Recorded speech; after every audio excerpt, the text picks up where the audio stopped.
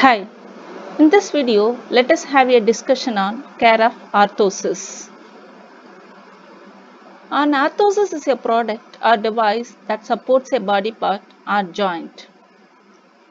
Or we can say orthosis is externally applied device used to modify the structural and functional characteristics of the neuromuscular and skeletal systems. There are two key terms commonly used when discussing about orthosis, which includes splinting and bracing. Splinting is a term used commonly today and most often refers to an orthosis that will immobilize a joint. The term ortho is derived from the Greek word ortho, which means to straighten. Orthotics relates to the biomechanical, musculoskeletal support and correction of abnormalities within the human body. Materials used to prepare orthosis include thermoplastics, metals, carbon fiber composites, and interface materials. Each type of material will have certain desirable characteristics or properties that will best suit each patient's needs. While designing orthosis, we need to consider certain factors to fit the orthosis on the patient, which includes body weight of the patient, activity level, amount of rigidity needed to support or immobilize the joint, flexibility of material, which may vary according to the type of material used, energy storing properties, amount of cushioning required, patient strength are all variables to be considered when selecting fabrication materials. Next, we'll see the ISO naming conventions for orthosis and prosthesis. The upper extremity orthosis include finger orthosis. The nomenclature used to refer finger orthosis is FO. Nomenclature is nothing but it's simply naming the first letter of the joint and including O to represent orthosis. Finger orthosis is represented as FO, hand orthosis HO, wrist orthosis WO, elbow orthosis EO, elbow wrist hand orthosis EWHO, and shoulder orthosis is represented as SO. Next, we'll see some of the spinal orthosis and its nomenclature. Cervical thoracic lumbosacral orthosis is represented as CTLSO. Cervical orthosis as CO, thoracic lumbosacral orthosis as TLSO, lumbosacral orthosis as LSO, sacroiliac orthosis as SIO. These are some of the spinal orthosis. Next, we'll see the lower extremity orthosis based on the joint it's supporting. Foot orthosis is represented as FO, knee orthosis as KO, ankle foot orthosis as AFO, knee ankle foot orthosis as KAFO, hip knee ankle foot orthosis as HKAFO. This all orthosis is named according to the joint it's supporting or immobilizing. Next, we will see some of the pictures of orthosis. This is the static splint immobilizes the thumb, fingers and the wrist joint. And this orthosis is the tenodesis splint which uses active wrist extension to aid passive finger flexion. And these two pictures in this A represent completed radial bar cock-up splint. There are a lot of variations in the splints nowadays. These are just an example just to get to know about the orthosis. The B picture is positional resting splint. Next, we will see care of orthosis. Care of orthosis includes care of different components that is there in the orthosis. First, we will see care of shoes which is worn along with the arthrosis. Always use a good paste or wax polish as needed to keep the leather soft and looking good. Allow the leather to air dry. Do not use any kind of heat to dry the damp leather. Use a shoe horn every time. This will prevent the sturdy heel counter from breaking down.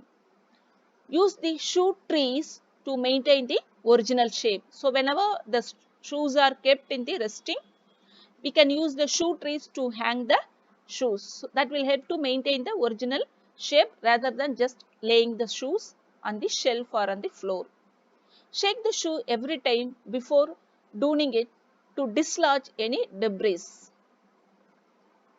Use of shoe trees in regular orthopedic shoes overnight will maintain the shape and prolong the life of shoe. Keep shoes laced tightly enough so feet will not slide forward in the shoe. Do not lace shoes so tightly that the laces cause pressure marks. Inspect the linings to make certain they are intact, not worn or torn. Check the interior of the shoe for any protruding nails from the sole. Protect the shoes from snow, mud or rain. If it becomes wet, insert shoe trees or stuff them with newspaper and allow them to dry. These points can be explained to the patient when they are being prescribed with the orthosis and the shoes. So this will help to prolong the life of the shoes and the patient feels more convenient in using the shoes. The next component of orthosis is the plastic shells. These plastic shells are commonly inserted into the shoes to maintain the shape. So the care of the plastic shells includes wiping them with a cloth moistened with a diluted solution of mild soap and water. Do not soak the orthosis in cold or hot water. Do not dry the orthosis with a hair dryer or other heater.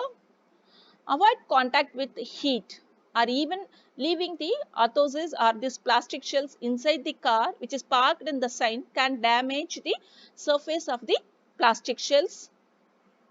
Check for surface blemishes which may indicate exposure to heat. Maintain constant body weight and control any edema to avoid edge pressure. Suppose if a child is wearing orthosis, check the fit of shells every 3 months to make certain that their edges do not indent the soft tissue. If a shell has become small, exchange with orthotist. The next component of orthosis is the metal joints. The care includes keep joint surfaces clean. Once a week, lubricate the joints with a drop of machine oil, taking care not to let oil drop on leather or fabric components. Checking the licking mechanism to make certain it functions smoothly.